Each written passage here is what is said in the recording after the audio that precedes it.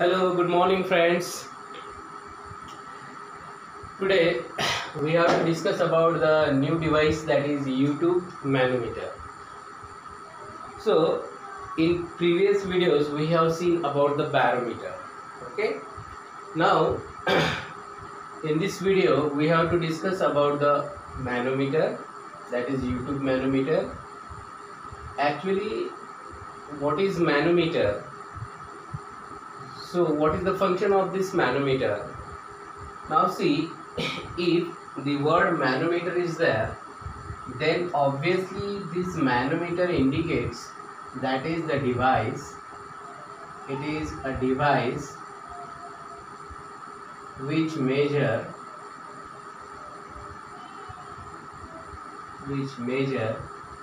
pressure of gas. Pressure of gas. दोन fluid मधलं pressure difference मोजण्यासाठी किंवा गॅसचं प्रेशर मोजण्यासाठी जे काही आपण डिव्हाइस यूज करणार त्या डिव्हाइसला म्हणायचं मॅनोमीटर. आता याच्यात खूप सारे व्हेरिएशन्स आहेत. तर आपल्याला आपल्या सिलेबसमध्ये जो दिला आहे आपल्याला मॅनोमीटरचा टाईप तो आहे YouTube टाईप. आणि या YouTube टाईप मॅनोमीटरचा यूज कशासाठी होतो आणि हे वर्क कसं करतं त्या संदर्भात आपल्याला डिटेल्समध्ये इथे शिकायचं आहे. तर सर्वात आधी लक्षात ठेवा की प्रेशर ऑफ गॅस मोजण्यासाठी आपल्याला जे डिव्हाइस आपण यूज करतो त्याला म्हणायचं मॅनोमीटर. आता प्रेशर ऑफ गॅस कसं मोजायचं तर व्हाईट बोर्डवरती एक डायग्राम ड्रॉ केलेली आहे. ती डायग्राम तुम्हाला इथं बघायची आहे. आता या डायग्राममध्ये काय काय यूज केलं आहे बघा. इथे एक कंटेनर घेतलं आहे मी. हे जे सर्कल दिसतंय हे आहे ग्लास कंटेनर ज्याच्यामध्ये मी गॅस ठेवला आहे. So it is filled up of gas. So therefore there are gas molecules. So these are the gas molecules.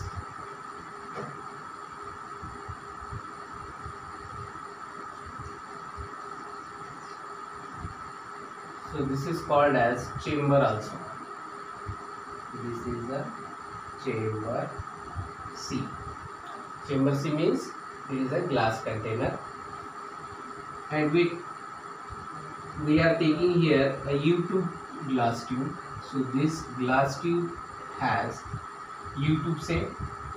So one end is attached to the chamber, that is one end is attached to the container in which we have to take it here what? Gas.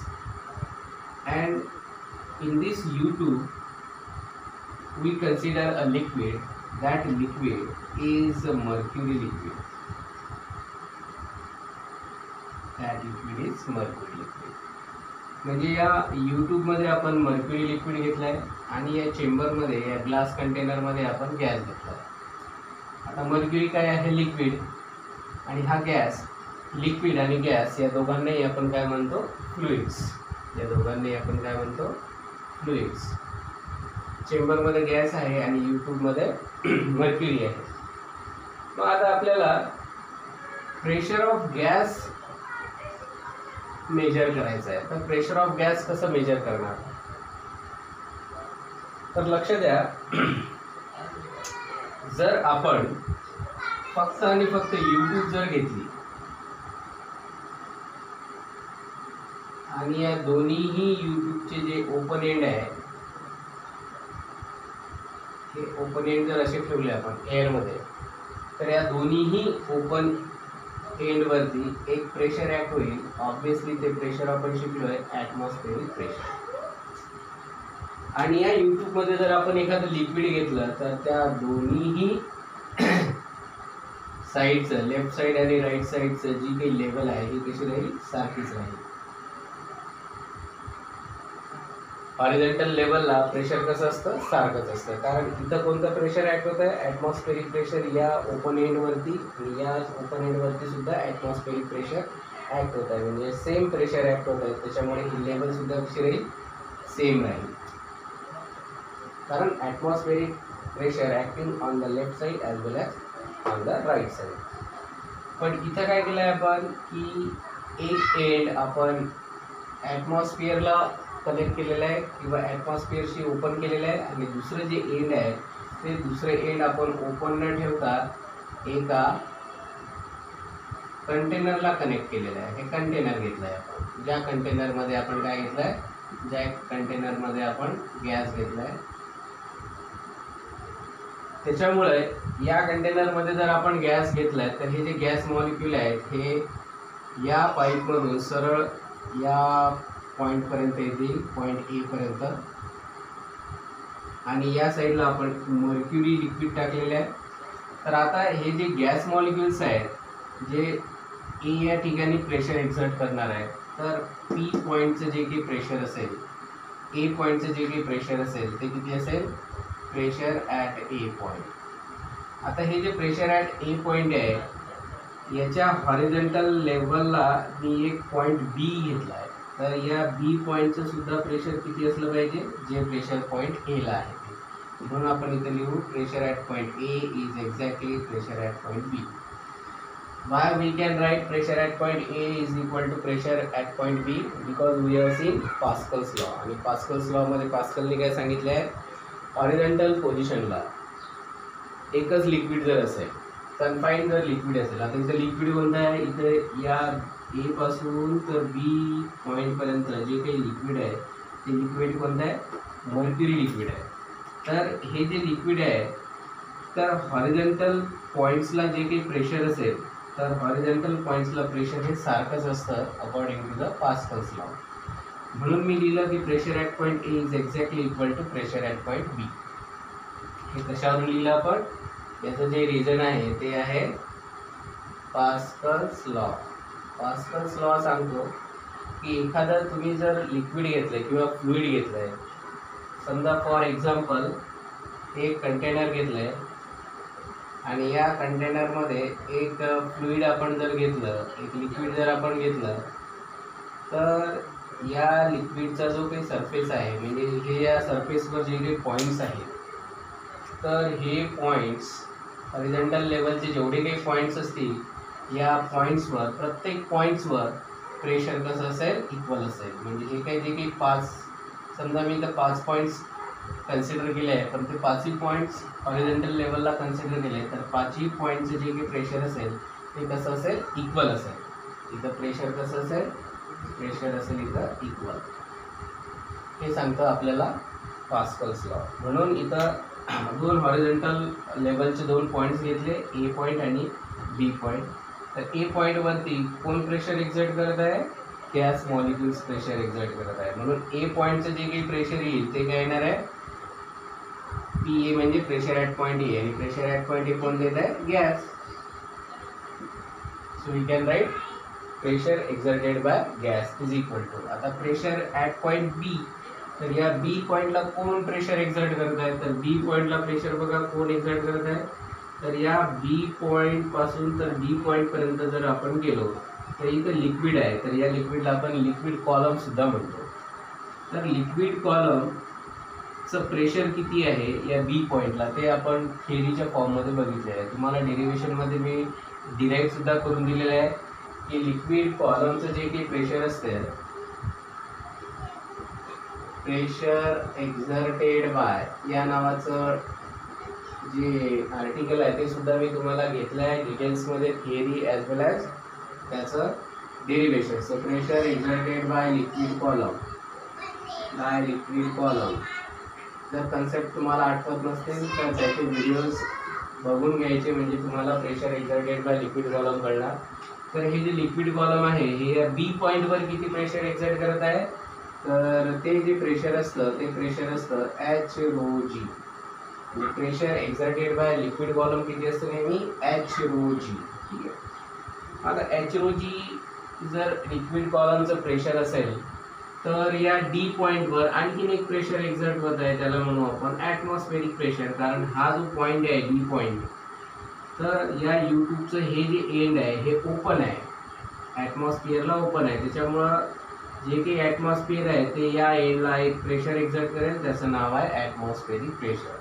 इथं या right आर्मला, याला आपण काय म्हणू, याला एक तर arm म्हणायचं, राईट आर्म, आणि याला म्हणायचं लेफ्ट आर्म, राईट किंवा लेफ्ट आर्म. तर हा जो लेफ्ट आर्म आहे हा ओपन आहे एअरमध्ये ओपन आहे म्हणून याच्यावरती ॲटमॉस्फेरिक प्रेशर एक्झर्ट होईल. परंतु राईट आर्म हे ओपन नाही आहे, हे अटॅच आहे बघा इथं. हे ओपन न ठेवता आपण अटॅच केलेलं आहे. कोणाला अटॅच केलेलं आहे? एका ग्लास कंटेनरला, एका चेंबरला आपण अटॅच केलेलं आहे की ज्या चेंबरमध्ये, ज्या ग्लास कंटेनरमध्ये आपण गॅस घेतला आहे, ठीक आहे, आणि त्या गॅसचं प्रेशर आपल्याला इथं काढायचं आहे. मग या बी पॉईंटला जे काही प्रेशर ॲक्ट होईल ते किती असेल? तर बी पॉईंटचं प्रेशर, बी पॉईंटला कोणकोणतं प्रेशर आहे? एक ॲटमॉस्फेरिक प्रेशर राहील आणि ॲटमॉस्फेरिक प्रेशर सोबतच लिक्विड कॉलमचं प्रेशर राहील. म्हणजे बी पॉईंटचं प्रेशर कोणतं? तर बी पॉईंटचं जे काही प्रेशर असेल, हा पी ए म्हणजे काय? हा पी ए म्हणजे प्रेशर एक्झर्टेड बाय गॅस, आणि पी बी म्हणजे काय? तर पी बी म्हणजे atmospheric pressure plus pressure exerted by liquid column, आणि pressure exerted by liquid column किती आहे? H rho g. तर एवढे दोन कन्सेप्ट तुमचे क्लिअर असणं फार आवश्यक आहे की ए पॉईंटला जे काही प्रेशर एक्झर्ट करत आहे ते कोण एक्झर्ट करत आहे? गॅस मॉलिक्यूल एक्झर्ट करत आहे. आणि बी पॉईंटला जे काही प्रेशर एक्झर्ट होत आहे ते कोणतं प्रेशर एक्झर्ट होत आहे?